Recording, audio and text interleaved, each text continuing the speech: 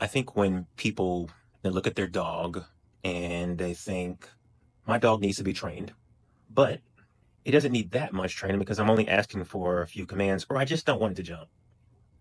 And so they rationalize their decision on how much they should invest in training a dog based upon what they want, which totally makes sense.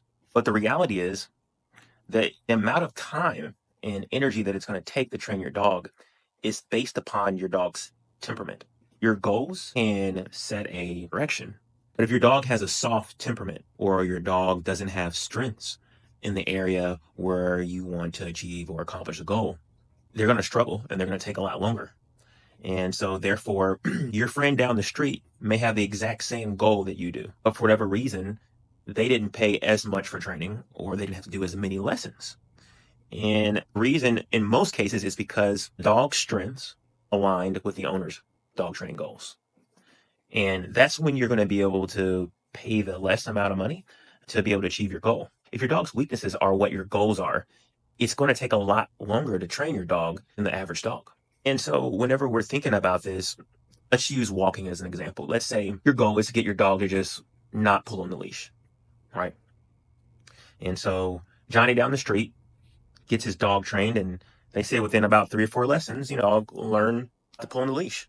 But the reality is Johnny's dog really didn't need that much training in the first place. Johnny's dog doesn't have a lot of motivation for scent. Johnny's dog doesn't have a lot of motivation to chase squirrels. Johnny's dog doesn't have a lot of motivation to move fast. Johnny's dog doesn't have a lot of motivation to overly excited when it sees dogs or people.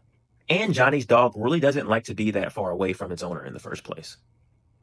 So therefore, Johnny's dog doesn't really need that much training. You want to achieve the exact same goal, but your dog loves smells. Your dog is highly active and wants to move 8, 9, 10, 11 miles per hour. Your dog gets overly stimulated when it sees squirrels. Your dog gets overly stimulated when it sees dogs and it sees people. Because your dog has multiple weaknesses, it's going to take more time to train your dog. Assessing your dog's temperament, your dog's strengths, and your dog's weaknesses is going to determine what type of training you need and how much training you need. Another thing that people forget whenever they're trying to assess how much time it's going to take to train their dog is how much time is it going to take to train you? Your skill set and your level of education about dog training is going to determine the length of time that it's going to take to teach you how to actually follow through with the training that your dog's learned.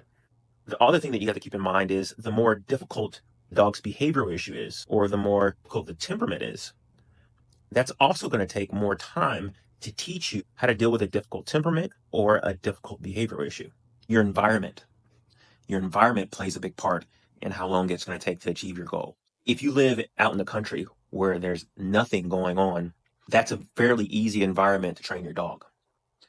But if you live in the middle of the city where there's a lot of people traffic, noises, construction work, and everything is in close proximity, that's a more difficult environment, which means that could take longer to train your dog because that's another component that you're having to address. The three main things that you really need to focus on to assess how much time is going to train your dog's temperament, which goes with their strengths and weaknesses, your skill set, how much time is it going to take to train you, and 3, your environment. Knowing what your goals are and having a clear understanding of those 3 things is going to give you a more accurate idea of how long it'll take to train your dog.